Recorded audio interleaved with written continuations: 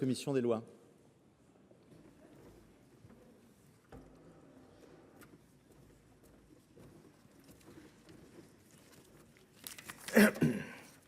Monsieur le Président, Monsieur le Ministre, chers collègues, je vous présente l'avis de la Commission des lois qu'a présenté Claude Billac pour la Commission des finances sur les programmes 164 et 165.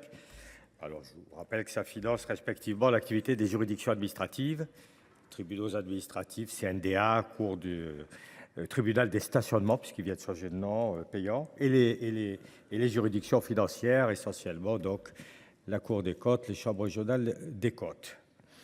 Dans la juridiction administrative, il y a le Conseil d'État, bien entendu.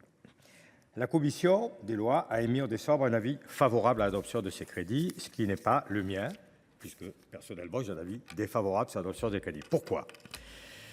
D'abord parce que l'activité de ces juridictions est en hausse constante, permanente, et il n'y a rien aujourd'hui qui permet de penser qu'elle devrait être en baisse dans les années à venir. Alors bien sûr, il y avait des crédits de paiement affectés à ces programmes qui apparaissaient en hausse.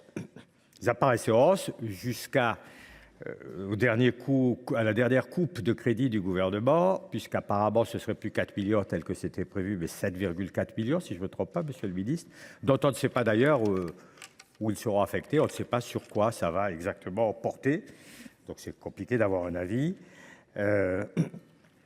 Malgré tout, on peut considérer qu'il y avait des hausses prévues pour ces juridictions au niveau des crédits, mais hausses qui étaient nettement moins importantes que celles initialement qui avaient été envisagées, en particulier au niveau des personnels, des tribunaux, enfin des justices administratives, et donc qui ne permet pas, c'est ce que je l'ai dit, de couvrir aux différents besoins connus de ces justices. Alors, les juridictions financières, on sait qu'elles ont mis en œuvre un programme qui s'appelle JF 2025, qui a donné des résultats satisfaisants et qui a démontré les capacités d'évolution de ces juridictions financières. Par exemple, la division par deux du délai de publication des travaux d'examen de la gestion, la mise en place du nouveau régime de responsabilité des gestionnaires publics, l'amorçage de la mission d'évaluation des politiques publiques confiée aux chambres régionales des comptes, l'ouverture citoyenne à travers la mise en place récente de 2 plateformes.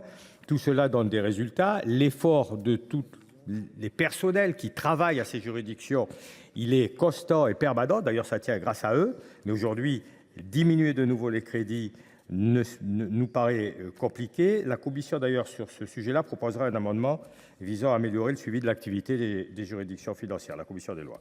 Les juridictions administratives, leur activité est toujours aussi soutenue. Il y a par exemple une hausse de 6,1% des saisies contentieuses des juridictions administratives non spécialisées entre 2022 et 2023.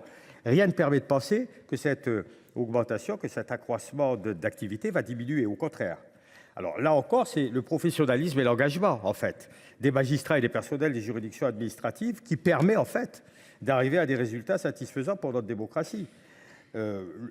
Entre autres, par exemple, que le nombre d'affaires en stock croît moins rapidement que les entrées contentieuses, mais il augmente quand même. Alors je conclus. La Cour nationale du droit d'asile a mis en œuvre la territorialisation de Luxembourg. Alors malgré cette activité soutenue, je conclus, des juridictions administratives et financières vont participer, bon gré mal gré, à l'objectif de réduction de la dépense publique. Et donc nous espérons que les créations d'emplois qui étaient prévues et qui seront annulées seront donc uniquement reportées et pas annulées.